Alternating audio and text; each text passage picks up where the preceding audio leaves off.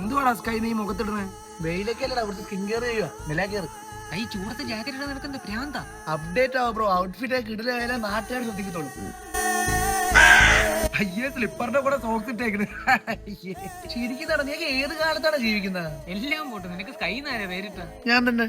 അളിയാ നിനക്ക് ചേരുന്ന പേരെന്താണെന്നറിയോ? സ്കൈ എന്നല്ല, റോക്കറ്റ്. റോക്കറ്റ് അതുള്ളല്ലോ. പക്ഷെ അതിന് മലയാളത്തിലാക്കണം. വേണം. എടാ ഒന്ന് പോടാ വന്ന്. അജ്മൽ ഷാ എ അതാണ് എന്റെ വീട്ടിലിട്ട പേര്. അതിന് നല്ല പേരാണ് ഞാനിട്ട സ്കൈ.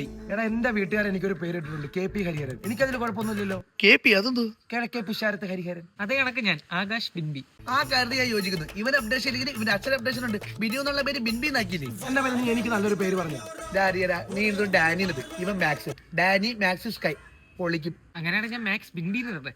അത് കണക്കിന് വേറൊരു കാര്യം, നമ്മളെ ഈ ആൾക്കാരൊക്കെ നോക്കുമ്പോഴേ നമ്മൾ ഭയങ്കര ജാടായിട്ടിരിക്കണം, ഫുൾ ആറ്റിറ്റ്യൂഡ് ആയിരിക്കണം. എടാ അത് കൊള്ളാലോ, ഞാനത് നോക്കട്ടെ. നോക്കിയേ. അത് കണക്കിന് ഫോട്ടോ എടുക്കുമ്പോൾ ഞാൻ കുറച്ച് പോസ് പറഞ്ഞുതരാം.